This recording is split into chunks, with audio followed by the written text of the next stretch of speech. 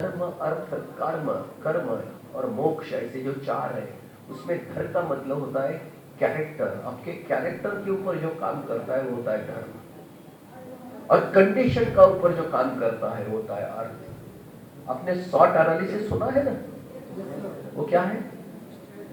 Correct, strength weakness opportunity threat. उसमें strength और weakness वो आपका धर्म होता है, अपॉर्चुनिटी और थ्रेट ये व्यवस्था होती है। भारत में कहीं दो आदमी का धर्म एक नहीं होता, हर एक का धर्म अलग होता है, उसके अंदर होता है। धर्म कभी बाहर नहीं होता, बाहर होते वो रिचुअल्स होते हैं, धर्म बाहर नहीं होता।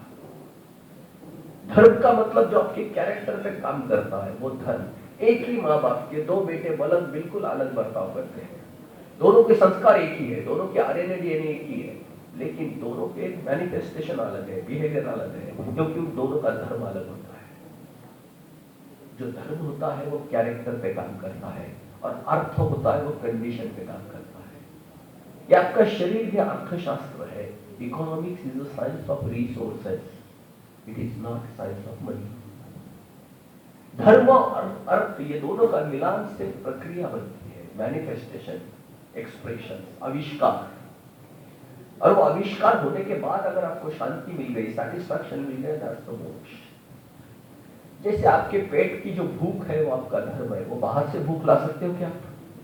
परचेस कर सकते हो क्या भूख? वो आपका धर्म है। और थाली का खाना या अर्थशास्त्र है, अर्थ संसाधन है। खाने की प्रक्रिया, भोजन की प्रक्रिया ये कर्म या काम शास्त्र है।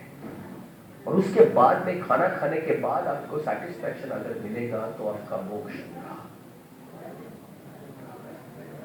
आपके थाली में खाना बहुत अच्छा है लेकिन आपका पेट बिगड़ा हुआ है, आपने खाना खा लिया तो आपको शांति मिलेगी, समाधान मिलेगा क्या?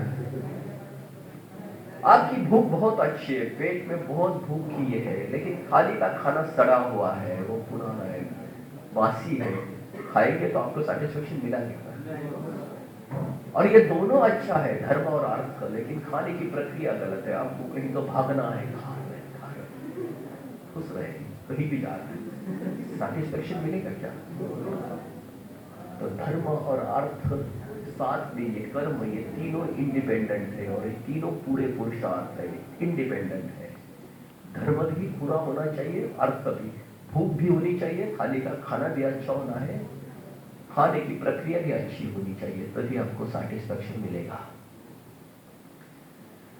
अभी इसमें हम सिर्फ अर्थशास्त्र पे यानी संसाधन पे बात करेंगे, धर्म की बात नहीं करेंगे। धर्म जो आता है उसके ऊपर जो काम करता है उसको शिक्षा बोलते हैं। शिक्षा यानी मराठी में शिक्षा का मतलब सजा होता है, लेकिन हिंदी का मतलब शिक्षा का मतलब एजुकेशन होता है।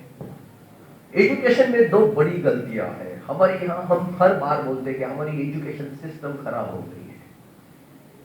एजुकेशन कोई सिस्टम से जुड़ा नहीं होता है, जो सिस्टम से जुड़ा होता है उसको ट्रेनिंग बोलते हैं, नॉट एजुकेशन।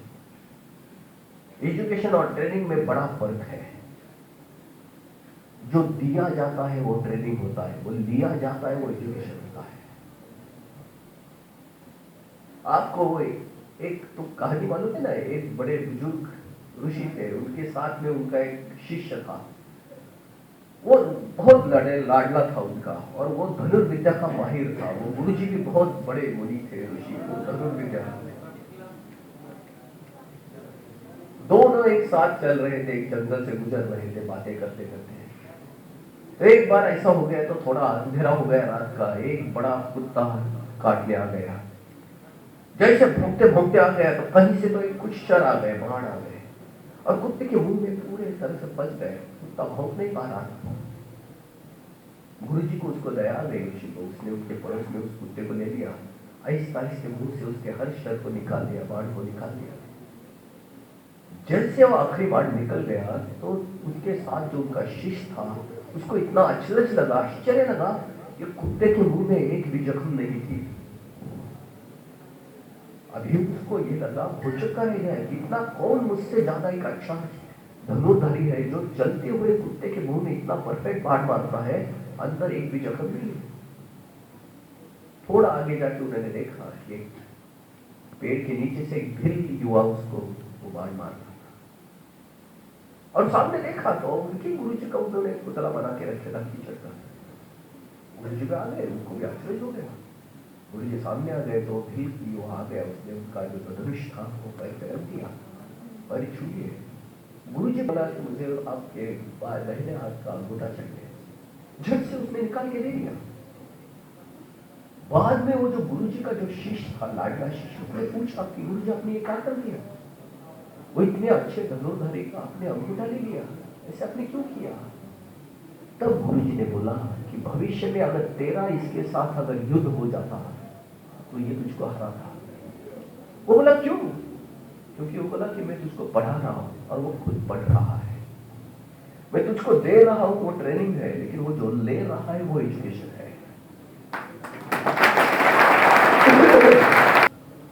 एजुकेशन के लिए आपके एंटेना तो 24 घंटे खुले हैं।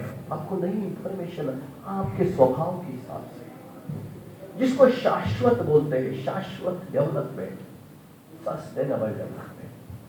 आदमी के बर्ताव में, आविष्कार में 3 तरीके से बदल होता है। एक होता है दबाव या प्रभाव से, जो बाहरी फोर्सेस होते हैं, आपको प्रेस करके, नहीं तो आपको इंप्रेस करके। आप में चेंज आएगा, आपकी आइडियोलॉजी बनेगी, लेकिन वो सस्टेनेबल नहीं है। आपका सस्टेनेबल चेंज आएगा जब आपके स्वभाव से आएगा। जो एजुकेशन में मोटिवेशन होता है वो एजुकेशन नहीं होता, वो ट्रेनिंग होता है। आप बोर होने लगे ना शायद? अगर बोर हो गए तो ऐसा करो, मैं रुकूंगा, मुझे कोई प्रॉब्लम नहीं, सही है। हाँ, मेरी सेहत अच्छी है, लेकिन वो मेरा एप्टीट्यूड नहीं है। एप्टीट्यूड से आता है वो एजुकेशन आता है, एबिलिटी से आता है वो ट्रेनिंग होता है। आप युवा आज ट्रेनिंग में बैठे हो, एजुकेशन में नहीं। आपका ये सेशन है, मैं आपके साथ जो इंटरेक्ट कर रहा हूं, आप इसको रेफरेंस कर सकते हैं, डेफिनेटली कर सकते हैं।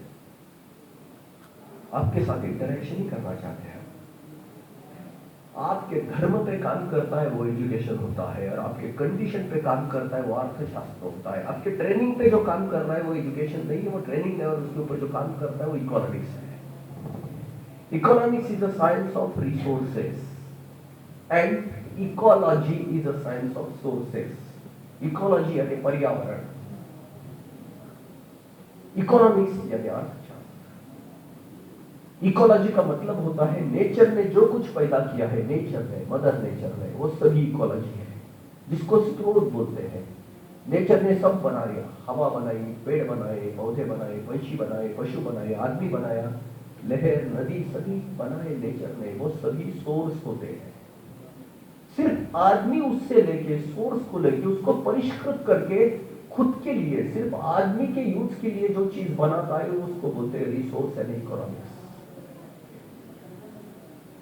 जैसे कच्चा चावल होता है, जैसे आग होती है, जैसे पानी होता है, ये सभी नेचर का है, ये सब होता है इकोलॉजी। लेकिन पका हुआ चावल, ये इकोनॉमिक्स। किसी जानवर की जरूरत है क्या पका हुआ चावल? किसी पंछी को चाहिए क्या पका हुआ चावल? ये सिर्फ आदमी को चाहिए। जैसे बिरयानी, ये हो गई इकोनॉमिक्स।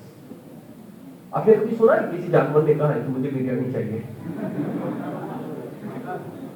इकोनॉमिक्स सिर्फ आदमी के लिए होता है, और वो इकोलॉजी का डेरिवेटिव होता है। इकोलॉजी से सोर्स लिए जाते हैं, उसको परिष्कृत करके इकोनॉमिक्स बनता है।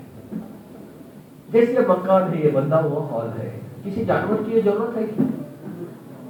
ये सिर्फ आदमी के लिए बना है। लेकिन इसमें से ये ईंट निकाला, ये सीमेंट निकाला, ये तो नेचर से लाए ना, उसको परिष्कृत करके, उसको मॉडिफाई करके हमने उसको बदल दिया। ये सिर्फ आदमी के यूज के लिए होती है। इकोनॉमिक्स सिर्फ आदमी के लिए होती है, इकोलॉजी का डेरिवेटिव होता है। आप में से साइंस वाले कितने हैं यहाँ, साइंस स्टूडेंट? बिहार एक एग्रीकल्चर का स्टेट है। आप हमारे पूरे देश को खाना खिलाते हो। पर कैपिटा आपका ग्रेन का जो प्रोडक्शन है अराउंड 500 kg से ज्यादा है। हमारे महाराष्ट्र का 170 किलो है। एक आम आदमी, भारतीय नहीं, आदमी जो खाना खाता है रोज का, per capita per annum 188 kilo, 190 kilo plus minus एक आदमी खाना खाता है। हम तो 20 किलो डेफिसिट में है। आप लोग हमें अनाज देते हो, बड़ी देते हो आप, मालूम नहीं आप कितने बड़े लोग हो, लेकिन यही बात एग्रीकल्चर जो डिग्री के है, एग्रीकल्चर और industry culture, Maharashtra industry culture है, बिहार एग्रीकल्चर है। महाराष्ट्र में ऐसा नहीं था। ये दोनों स्टेट का मैं फर्क आपने बताने जा रहा हूं। थोड़ी सी पीड़ा भी है इसमें हमारे लिए। भारत एक एग्रीकल्चर नेशन है, इसलिए क्योंकि वो ज्योग्राफिकली बहुत ही फेवर्ड इसमें आ गया है। भारत का वजूद जो है, भारत का